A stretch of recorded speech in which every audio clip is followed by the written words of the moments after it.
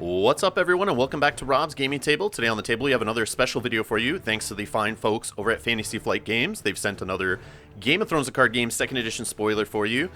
This time it's from the Greyjoy Kings of the Isles expansion box, coming out shortly, probably in the next couple weeks at the time of this recording.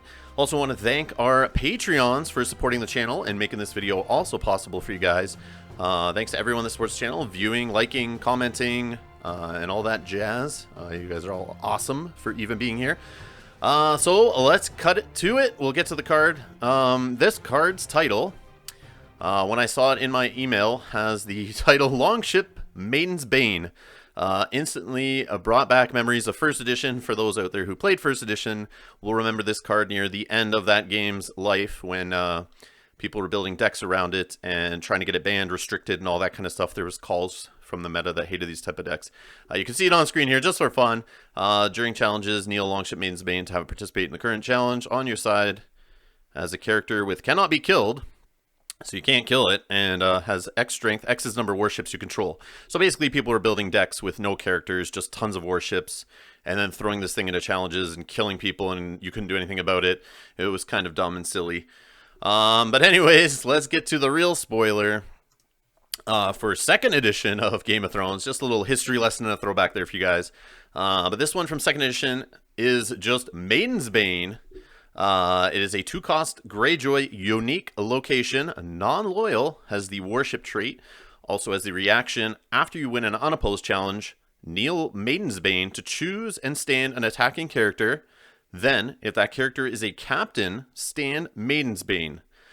Wow. Okay, so my first thoughts on this card are the cost. 2 is wicked.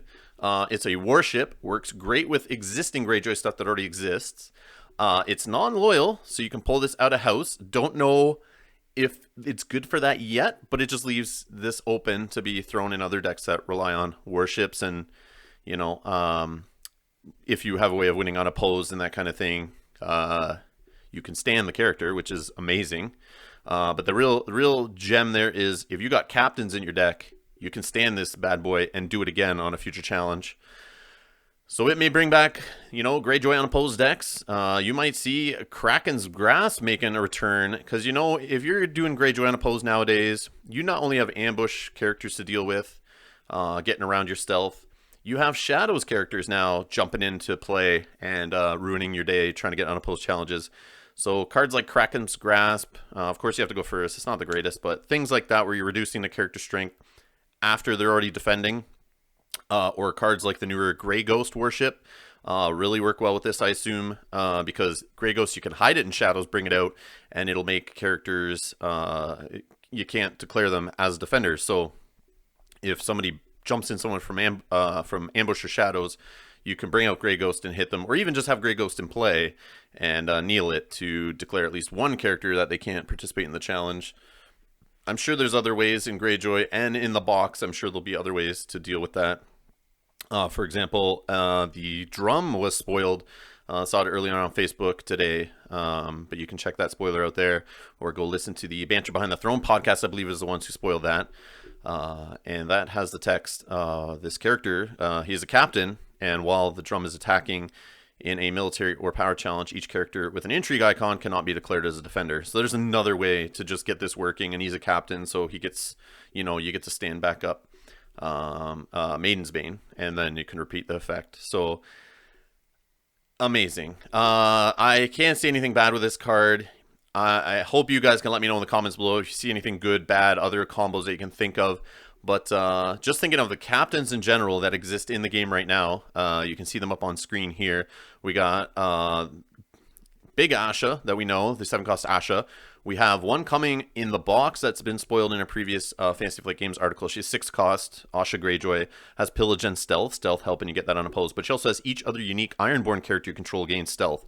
So giving Stealth across the board just another way to stealth out your opponent's characters. Works with Dagmar Cleftjaw and Victarion Greyjoy. Both copies of Victarion, 6-cost and 7-cost, are both captains. So just the Greyjoy big dudes, right? It just works with them. And the drum, who's the captain trait. Also, there's an attachment that was spoiled, I believe, which I saw on Instagram. There's like a Game of Thrones spoiler Instagram that usually jacks the card images off of everyone's spoilers and posts them as quick as possible. But on there, I saw there's a attachment that gives the captain trait out of Greyjoy. Not sure what the title of it is, but that's another way to give the captain trait. So this location, just based on what we've seen so far, is amazing, and I'm sure there's other cards in the Greyjoy box that will synergize with the unopposed and the captain trait and the warship trait, just making this an all-around amazing location for a Greyjoy player. Which myself, I'm a Greyjoy player, and thanks FFG for sending me a Greyjoy card.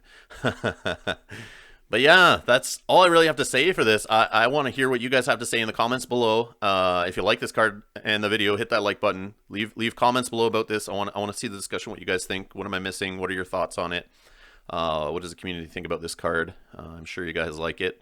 But I'm not sure if I'm missing anything, but I think it's amazing. And yeah, that's all I got to say. Wow, it's a good one.